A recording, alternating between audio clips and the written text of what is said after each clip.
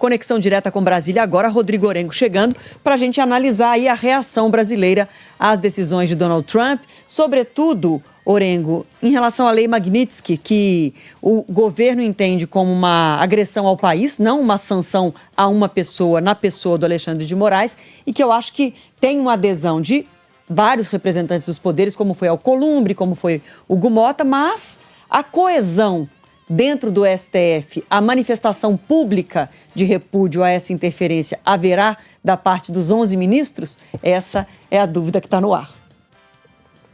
Boa tarde, Adriana, a todos. Boa tarde. Sabe, Adriana, que vai ser um bom momento para a gente avaliar amanhã na volta do Supremo Federal, né? Por quê?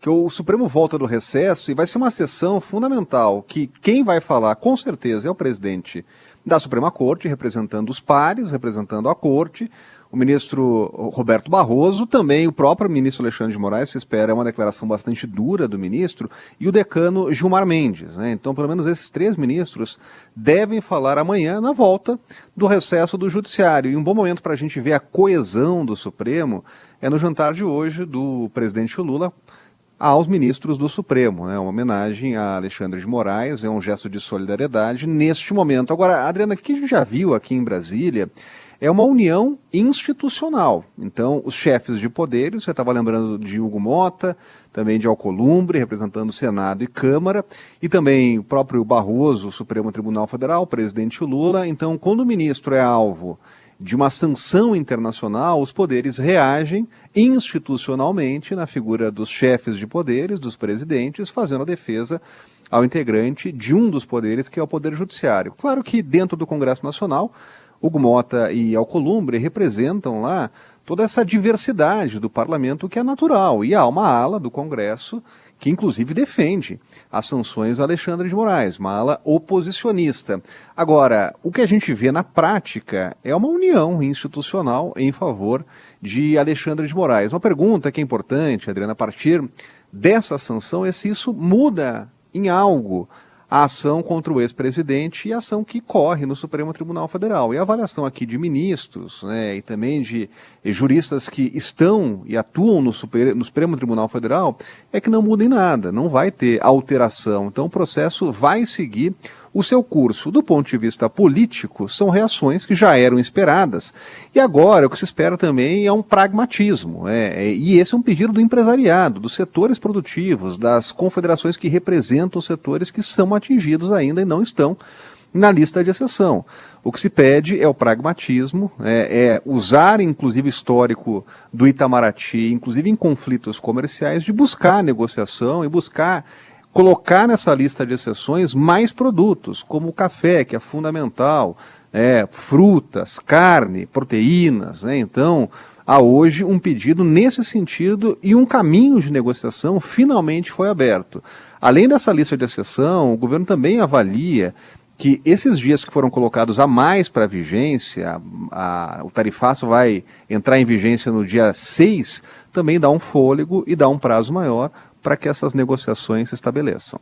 O Orengo, alguns ministros podem não participar do jantar de hoje à noite, que o presidente oferece em apoio ao Alexandre de Moraes, porque estão fora de Brasília, não se manifestaram publicamente porque o presidente do Supremo, Barroso, se posicionou e aquilo fica a fala institucional do Supremo, da Suprema Corte, mas chega uma hora que o silêncio ou a ausência falam muito.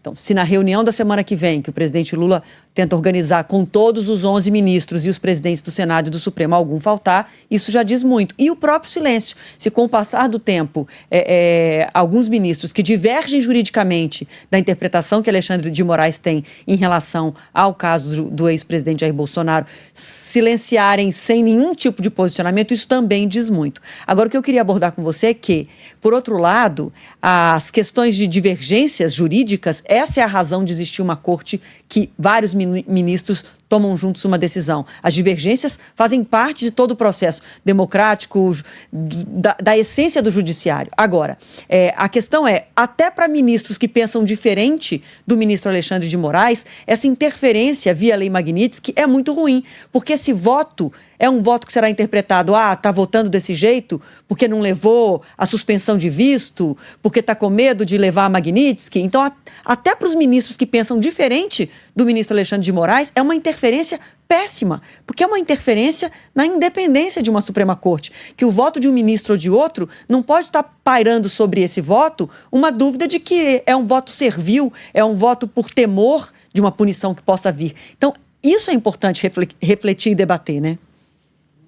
E há uma pressão, inclusive sobre esse caso em análise, né, como os ministros gostam de dizer, em tela. Agora, aos símbolos, se tocava nesse ponto, Adriana, os simbolismos são importantes. E amanhã, nessa sessão de início do segundo semestre judiciário, depois do recesso, né, a palavra vai estar aberta a todas.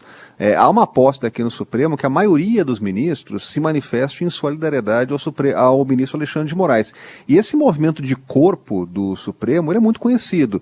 O Supremo, pela história, sempre a gente viu muita divergência, mas sempre quando há algum ministro que é alvo de algum tipo de ataque ou de constrangimento, esse sentimento de corpo, ele costuma se manifestar. Vai ser importante e interessante acompanhar a manifestação pública dos ministros nessa volta aí do recesso. Aguardemos. Obrigada, viu, Orengo? Até amanhã. Valeu, abraço.